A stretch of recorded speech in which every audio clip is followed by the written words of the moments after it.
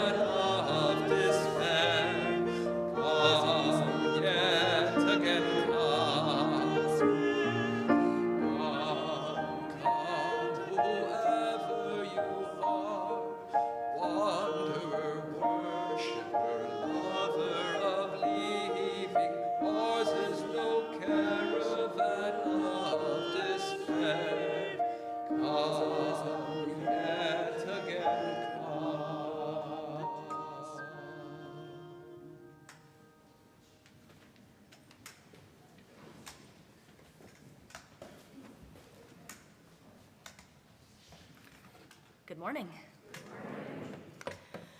We deepen into our service by lighting a chalice, an act that connects our Unitarian Universalist congregations around this country, around this world. Our act of lighting a chalice we take from a symbol. And perhaps some of you know this story, but it is good to be reminded of it in these times. The flaming chalice comes to us as a symbol of freedom, of trickery, and of justice. We adopted the flaming symbol, the flaming chalice, as a logo on fraudulent paperwork as we helped smuggle people out of Europe in World War II. It moved from 2D to 3D when directors of religious education and children decided we wanted a ritual to begin our time together. And our children began to light a candle inside a bowl, something that looked like that logo from decades past. It migrated from basements and other buildings into our sanctuaries, and we light it now as a symbol of our connection to justice and each other. And if that doesn't make you proud to be a Unitarian Universalist, I don't know what will. So Alan, I'll invite you to light our chalice. May its flame kindle our spirit. May we deepen into this time together. And may we know by its light that we were made for this earth. I invite you to settle into your seat, to place your feet on the ground or your body deeply into your chair, to take a comfortable breath, to know that no matter how fast or far you might suspect you're falling, our planetary mother, she's got you. You are held. I invite you to join me in the prayer or meditation of our breath.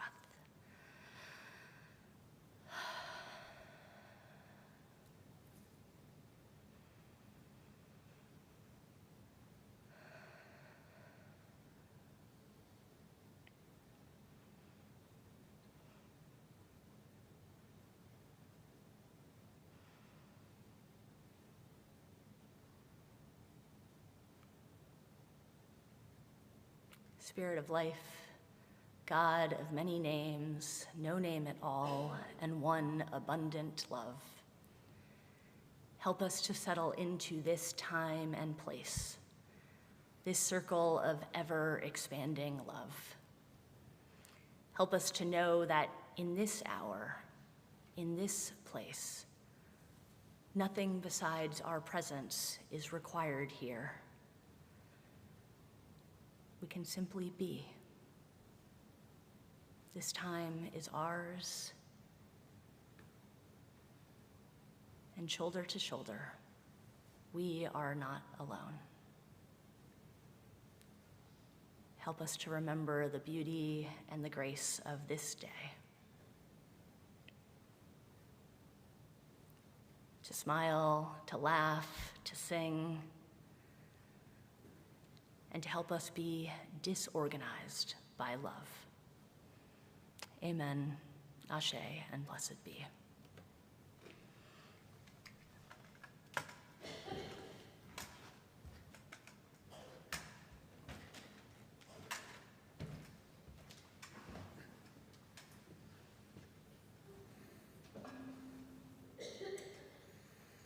Each Sunday, our congregation dedicates 100% of its contributions. You can donate in one of two ways, by using your phone or here in person. You may rise during the music to put your donation in the boxes if you wish. This week, our gifts will support the Pasadena Humane Society. Here with more information is Catherine Gavsney. Thank you for giving generously.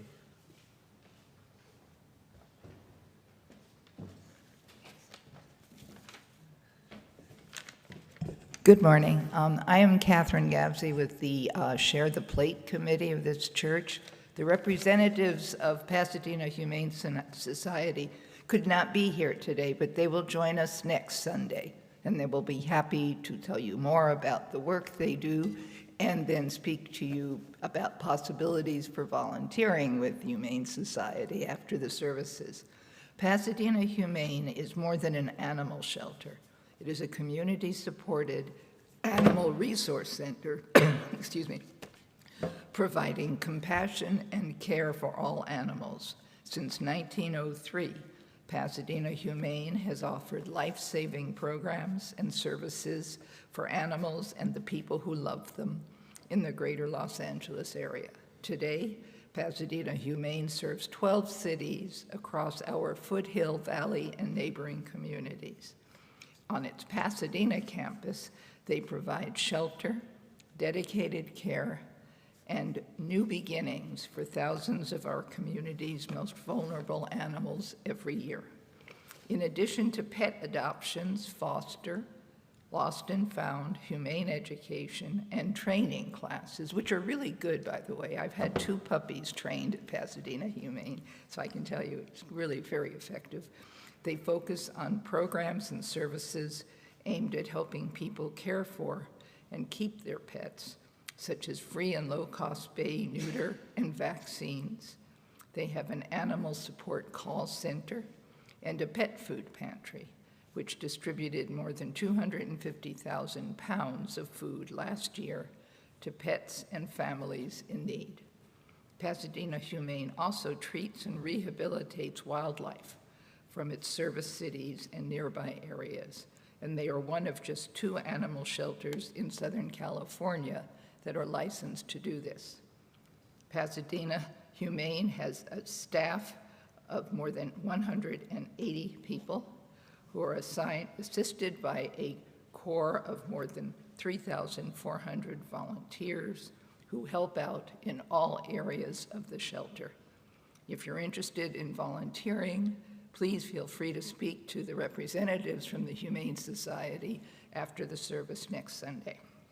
Of a special interest to this congregation, it is important to know that in 2025, Pasadena Humane helped over 42,000 animals, including more than 3,200 who were impacted by the Eaton fire. So please give generously. Thank you.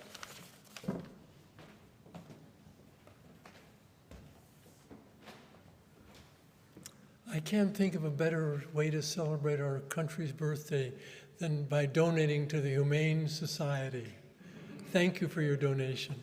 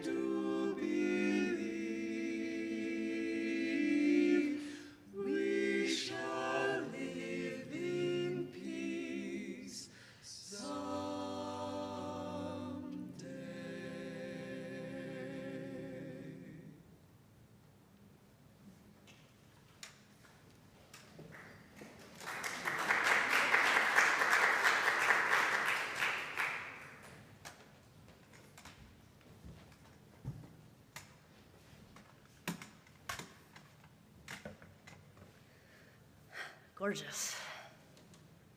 Our reading today feels like it begins with special gratitude for our musicians. It's called What's Real by Andrea Gibson. I walk in the soil of a song. Well, I walk barefoot through rows of sheet music, picking strawberries from the low notes and peaches from the high notes. I feed myself a chorus, and for the first time in many months, I am full. But that's not real, my mind demands, trusting the seedless machine. My mind repeats the newscaster's teleprompted panic, repeats the doctor's doomsday speech. There's no time to not be real, it begs. I point to my left lung, a satchel full of tumors. I point to a pantry full of pills that haven't helped, a bed that I've hardly left for weeks. Is this what you mean by real, I ask? Yes, my mind screams, frantic with its mission to make what matters matter. But how is that more real, I say, than the first time I was breathless from holding a stethoscope to my pain and hearing the heartbeat of the whole world? My mind argues like a seasoned lawyer, all objection and rebuttals. But I, an artist, stretch my heart out onto canvas, hand one brush to joy and another brush to grief, grinning as I watch them paint the exact same rolling meadow, the exact hue of emerald green. That isn't real, my mind insists, as I take off running through the pasture, stopping only to do a cartwheel beside a lonely windmill that has only ever wanted a friend. I fly up the solemn staircase of a billionaire's lifeless mansion to replace the diamonds with raindrops that I found huddled on a leaf of a birch tree beside my home when I was 9.5 years old. That's not real that you still have those, my mind protests, as if everything that ever was isn't forever here. As if I'm not still a giggling child hiding in the place I know my mom will look first because I want to be found. During my CT scan last week, I couldn't find myself inside of myself because my mind was louder than I was. But then I gave up all control, unfurled like the petals of a pen, blooming poems on the sterile walls for the next worried patient to water. But that's not real, my mind contends. Real is provable, Googleable. Then Google this, I say. The chemo that kept me alive, the chemo cold men in white coats take credit for, is sourced from the bark of the Pacific yew tree and was first discovered for its healing properties by two-spirit indigenous people in the Pacific Northwest who were guided by the voices of the moss and the mist. Is that real? My mind asks. I don't see the point in answering because my mind can't hear the language spoken by moss. It's never picked the sweetest fruit from the saddest note of a song and planted every seed to feed the joy of those to come. What's the worst thing that ever happened to you? My mind asked me a long time ago. I said, not believing in what I couldn't yet see. What's the best thing that ever happened to you? My mind asked me a long time ago. I said, learning that you are not me.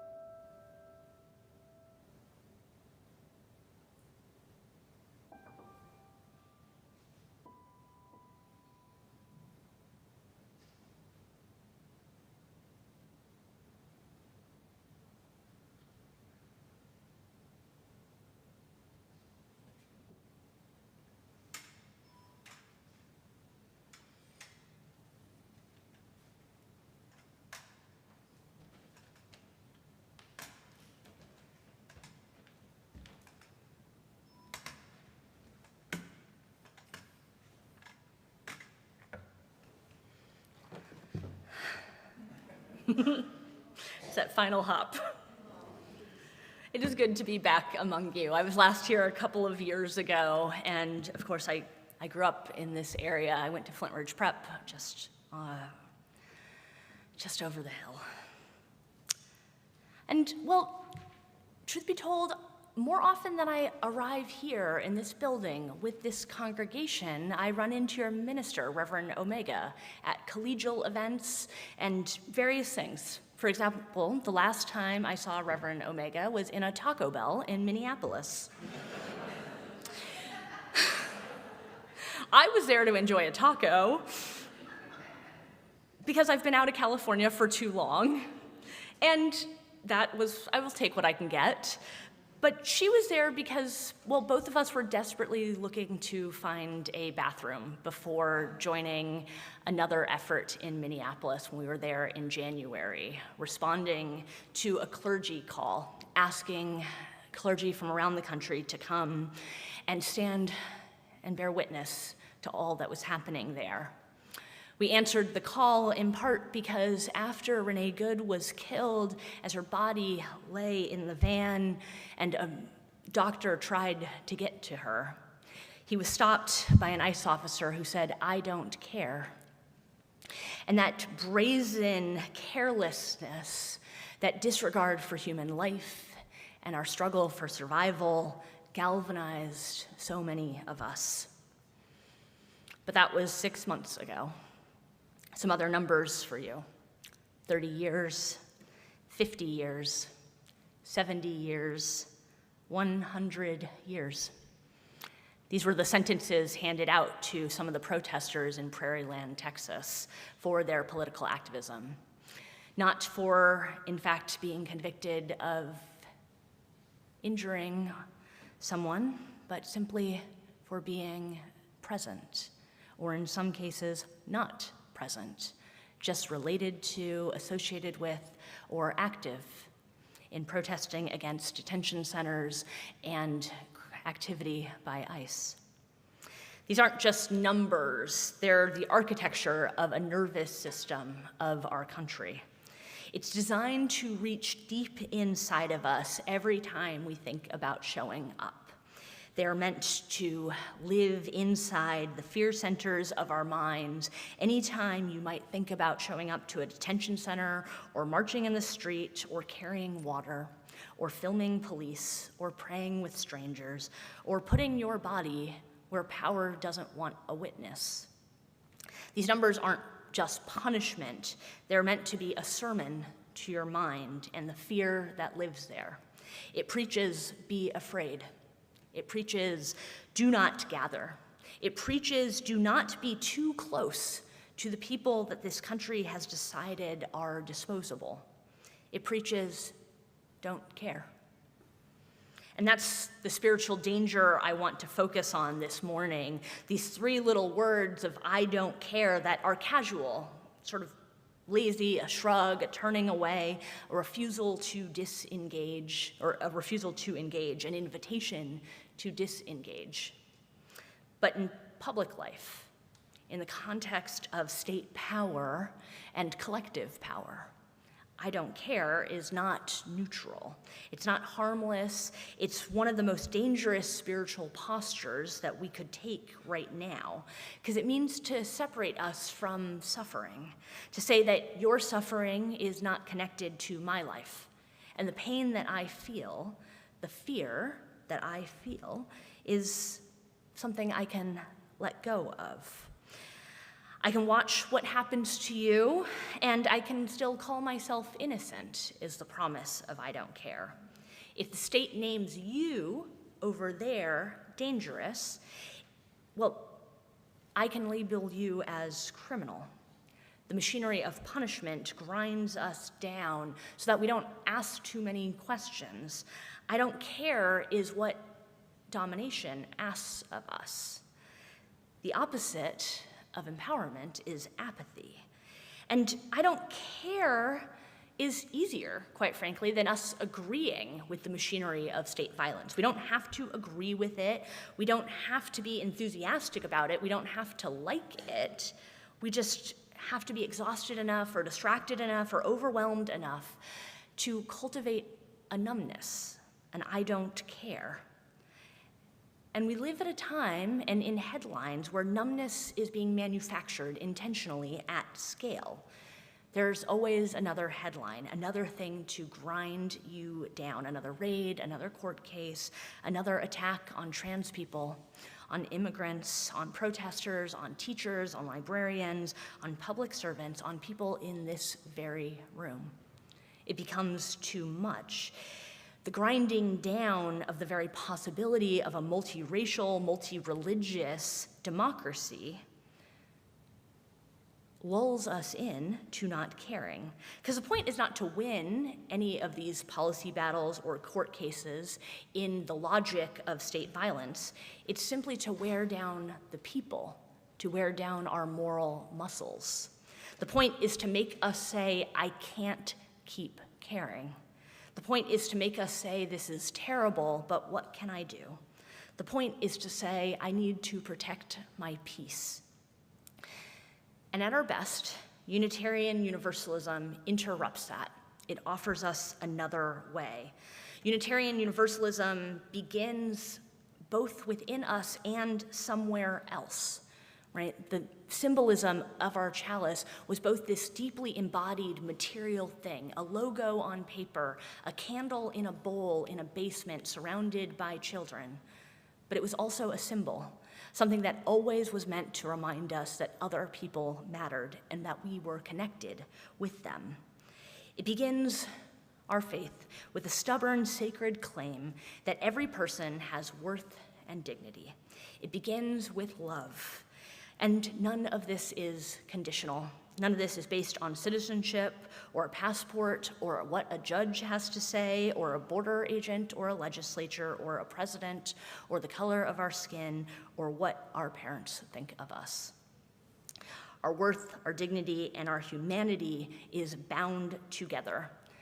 And our Unitarian Universalism tells us from the very beginning that there's no clean spiritual escape from one another. We're stuck together. We have, at our very core, a theology that rejects a personal salvation, that says some of us will make it and we don't need to worry about the others. The universalism of our love tells us that there's no version of freedom in which some of us are free without all of us being free. There is no version of liberation that allows me to be okay while my neighbor is disappeared, imprisoned, terrorized, or left alone. White nationalism offers a counter-theology to Unitarian Universalism, and it's a political threat and a theological lie. It tells us that safety is scarce, that dignity is provisional, that if immigrants gain protection, then someone else loses. That if Black and brown people gain power, then someone else loses. If trans children are safe and trans adults, then someone else loses. If women and queer people and disabled people and religious minorities and poor people and workers and protesters all claim full humanity, if we claim our full humanity without refusing the humanity of others, then someone loses. This is the logic of white nationalism that aims to separate and then stratify, that allows worth and dignity to be based on difference and being better than someone else. So difference then is always bad in the logic of white nationalism, bad for someone. And this lie undergirds so much of the violence of right now. The lie that liberation would be loss for some of us, that equality would erase some of us. And I say this as if this is all happening out there, but this logic, this lie, it invades my own heart at times. There are times where I, who have often been the person in the room that everyone is listening to, sometimes find myself in a room where everyone is given equal time, and I think, well, I'm not given enough time. Maybe you've had this experience also. It's understandable and it's tempting, but it is a lie that lulls us into believing that cruelty and division are common sense, that protection can come in the form of prisons, that censorship can offer safety, that sentences of 30 or 50 or 70 or 100 years are reasonable, when in fact they're warnings, dressed up as justice, but meant to feed us fear. Our faith tells us a different story again. Our faith tells us that power is not only found in domination. Power is not only found in force over other people. It's not only found in the ability to punish. Power can be shared, it can be organized, it can disorganize us from comfortable lives. Power can be sung, caught in the high and the low notes of the garden of a song. Power can be held in a casserole dish, a bail fund, a sanctuary building used for something we never expected, a protest sign, a phone tree, a hand, a body that reaches across the fear of the mind. Power has the courage to say, I will not be made numb. Power can be the decision to care when the world tells you that caring is too much, that caring is foolish, that this is nonsense. We live in a time where mischief and nonsense may be our secret power. About 20 years ago, there was a KKK rally in Knoxville, Tennessee. And, well, they were allowed to gather, and a group of counter-protesters formed. One side was proclaiming a gospel of white power. Another side was dressed up as clowns. Counter-protesters came with wigs and red noses and makeup and big shoes, and some didn't have any of that at all and decided that their clown would have to live in their spirit. But they did that too. And the Klan came with all of their symbols, all of their lies, all of the fantasies of racial domination that live in the hearts of so many white people now, regardless of whether or not they wear it on the outside. And the people who came as counter-protesters came to counter the lie of white power. Each time the Klansmen and other white nationalists yelled white power, the clowns shouted white flour and threw white baking flour into the air. Remember 20 years ago, we were really afraid of anthrax. And so this was actually quite a terrifying counter-protest. But, well, the white nationalists, they doubled down, but the clowns were prepared, nonsensical as they were, fools as they were. The white nationalists would yell white power, and the clowns listened carefully and thought, I'm sorry, did you say white flowers? And threw flowers into the air, daisies. They kept going. White power, the white nationalists sang. Wife power, the clowns sang, and held a full wedding, and decided, though very few of them were, that it would be Catholic and therefore long. The more absurdity, the more play, the more ridiculous it became, the more frustrated the white nationalists became. And those who had been afraid to show up found in the play and the joy a brilliant opportunity to refuse the lies presented to them. The white supremacists were no longer the center of that story. The headlines were no longer dominated by their hatred. The weight of joy took the day. The spectacle of imagination collapsed all of the fear, and the crowd laughed joyfully. Now, joy is not the only and right way to resist all of the time. Humor won't stop every brutality. We know that. Joy doesn't substitute for organizing. It doesn't substitute for litigation. It doesn't substitute for mutual aid. It doesn't substitute for civil disobedience or protection or sacrifice. But it is a part of it. And the story matters because it helps us imagine putting our bodies in the face of fear. Because our mind, the headlines and the authoritarian sentences handed down to the Prairieland, Texas protesters help us to believe the lies of authoritarian power. But when we put our bodies into the mode of song and laughter and understand ourselves to be shoulder to shoulder with others, we're able to understand alternative pathways to fear and obedience and seriousness on its own terms. It helps us understand that we are not isolated and that we don't have to only react to authoritarianism.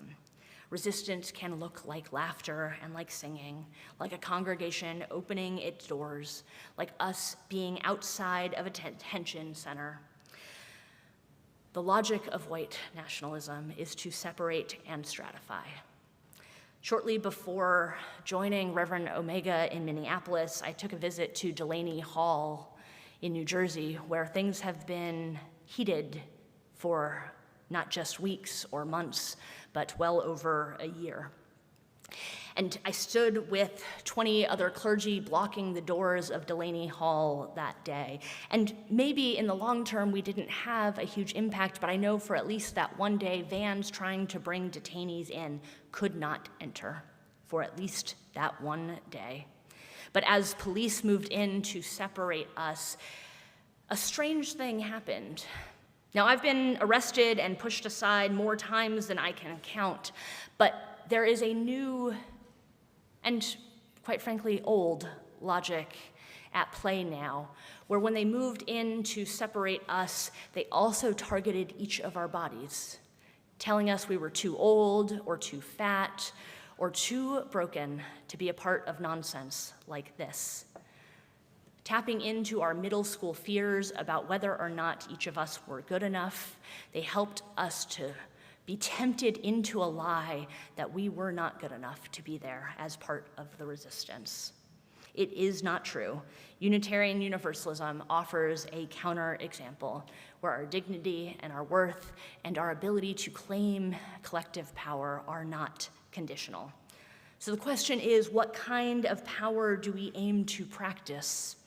Is it the power of avoidance, the power of respectability, the power of that sounds complicated, the power of I don't know enough to be involved, the power of surely the courts will handle it, the power of I've done this for a long time so I know how it has to be done, the power of I feel bad but I'm tired?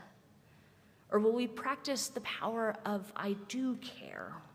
A care that's not sentimental or nice or posting the right thing and then moving on, but a care that's both disciplined and disorganizing, one that asks us to shift our lives because our lives must be different. It's costly, but it also brings us into deeper relationship, into joy and laughter that asks us to continue widening the circle of who we mean when we say we. And here is the good news. This type of care is contagious. Fear and anxiety can be contagious too. We can spread it from person to person, same too with despair and numbness, but courage is contagious. The mind likes facts, figures, and so I offer you this, and perhaps we can replicate the study now.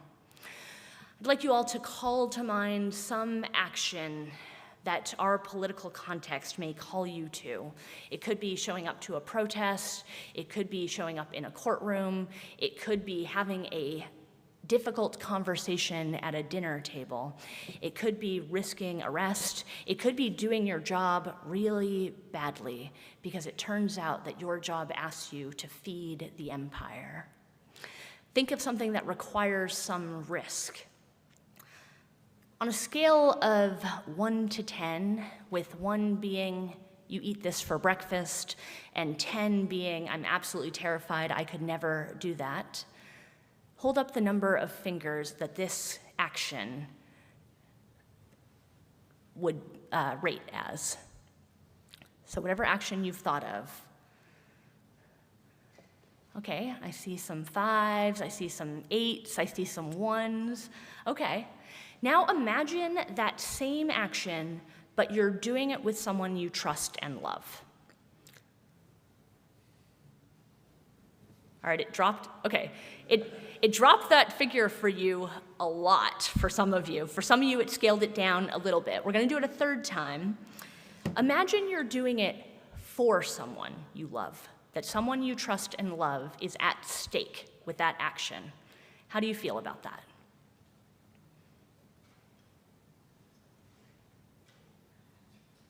All right.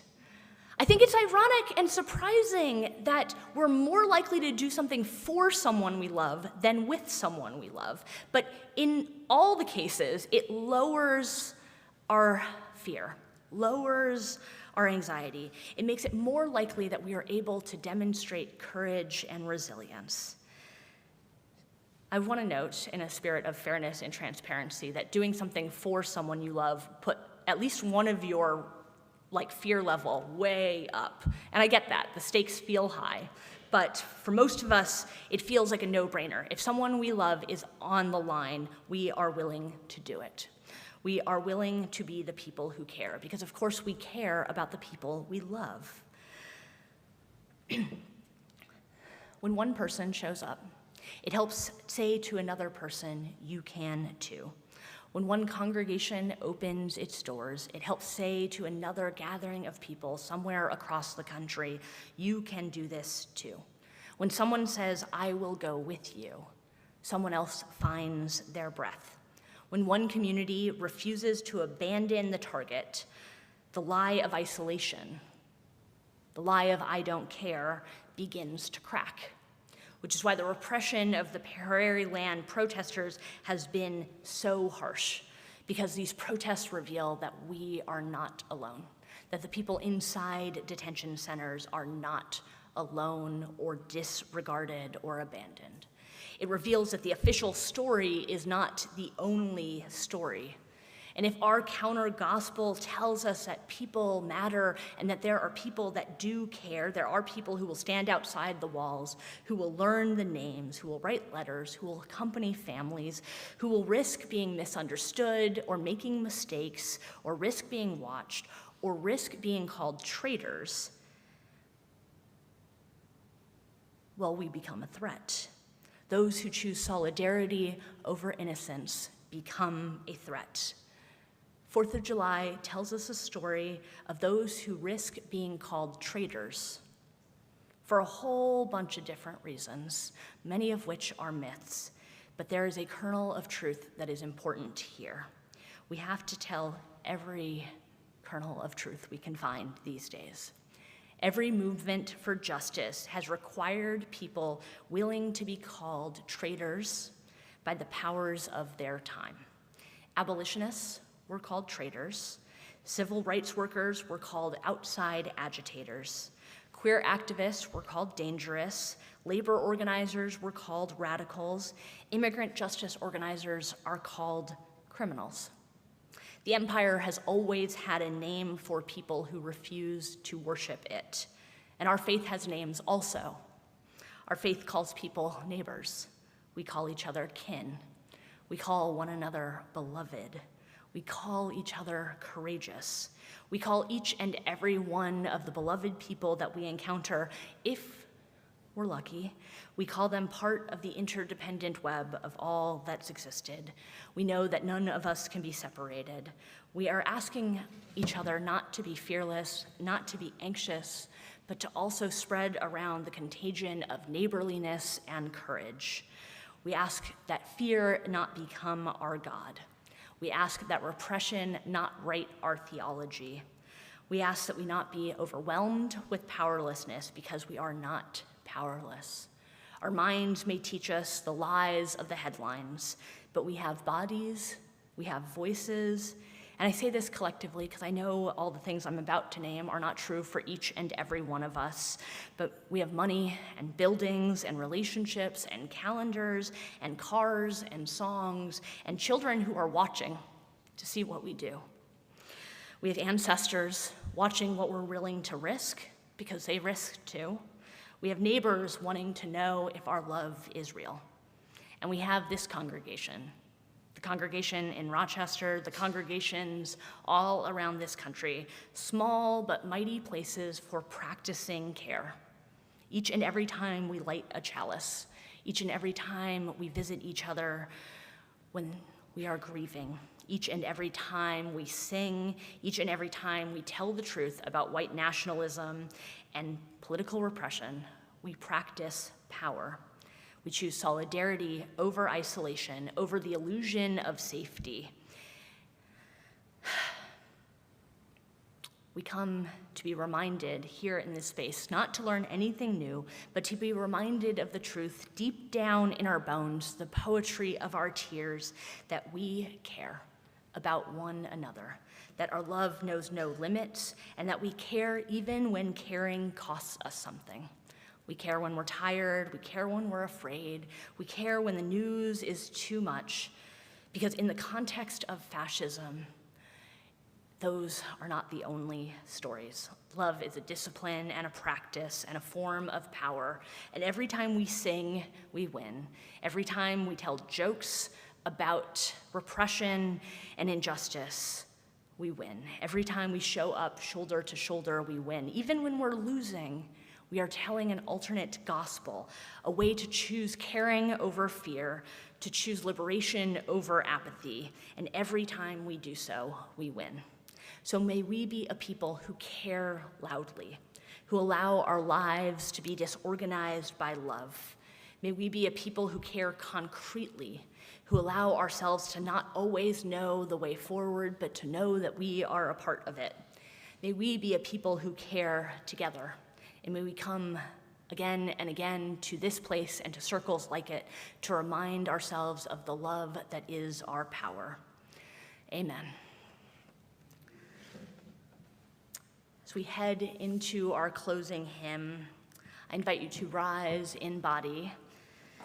And if you can't do that, I invite you to rise in spirit. And if you can't do that, well, the rest of us got you. That's what church is.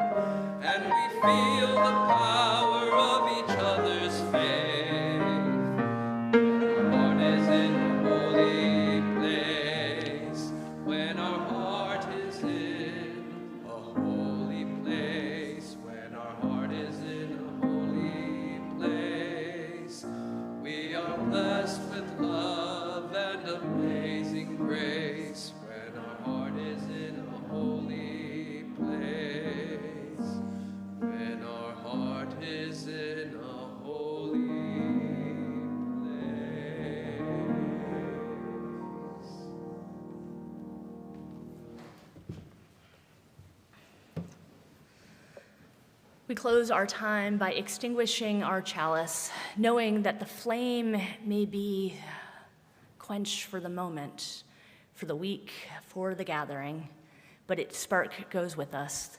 the light of the truth that we share here, our ability to really take in the spirits of one another, the strength of song, of spirit, and of being shoulder to shoulder, are not extinguished with this flame, but go with us in our hearts until we come together again.